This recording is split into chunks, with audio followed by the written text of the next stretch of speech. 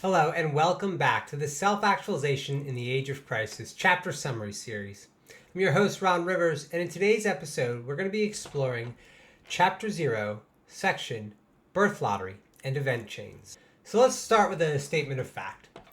Birth lottery and event chains, far outside of our control, have the most important impact and influence on the average individual's access and agency within their lifetime.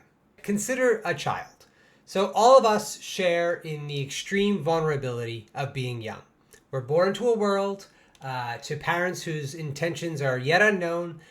Depending on where we're born, it influences the systemic protections we'll have. It influences the education we'll have. It influences the spirituality that we'll develop. All of this is almost, I don't want to say predetermined, but in many ways predetermined by the moment we come into the world. In essence, each of us develops frameworks of meaning and value and reality, really an understanding of the world that we had no say in choosing. Now, it's both accurate and inaccurate to say that birth lottery is the most important factor in the development of human access and agency in the world. It's accurate because statistically it is accurate to say that if you're born, for example, poor in the United States today, statistically you will remain poor for your entire life and your children will be poor. Social mobility in the immediate present in 2022 is nearly non-existent in the United States and many other countries around the world. So individuals born into that reality, a child, any child is essentially a tongue-tied prophet, right? To quote Unger. But their capacity, their divinity is inherently limited and stifled by birth lottery. So it is accurate to make that statement. However, I'll counter my own point and say it is inaccurate because every single human being is more than their circumstances allow them to be. And given the right access and agency, given the right opportunity, can become more through the process.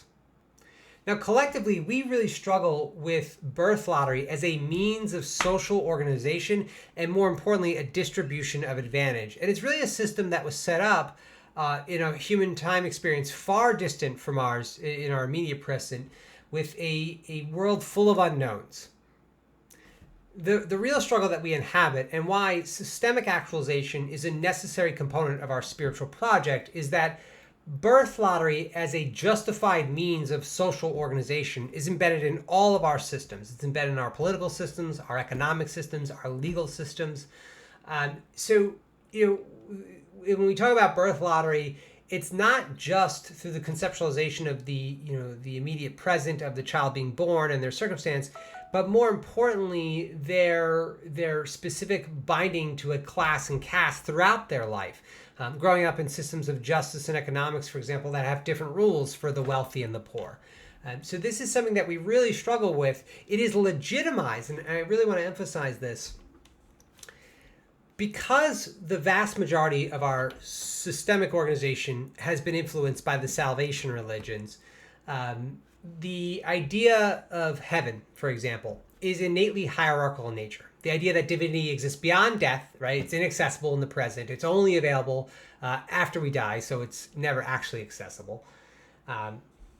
The spiritual hierarchies pave the way for moral hierarchies. So therein lies the justification.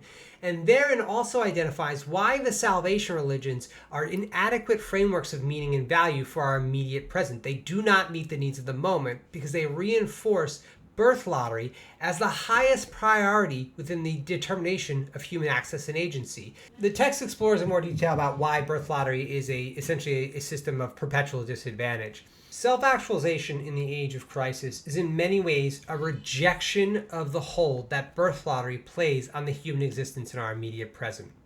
There is no difference between a baby born in the United States, in Brazil, in Afghanistan. Every child is a tongue-tied prophet, right? They are this infinite capacity, infinite potential to be molded, a tabula rasa, if you will.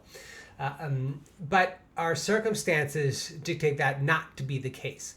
So part of self-actualization in the age of crisis is the rejection of birth lottery and its dominion over our collective potential as a firm hold. And that, I think, is really kind of at the core of our spiritual project, and also at the core of our rejection of the notion of heaven, of the notion of divinity after death in favor of embracing divinity in life, right? The alignment of the two observable infinities, the physical universe itself and human imagination. Through that, we express our greatest alignment with nature, and through that, we are most divine.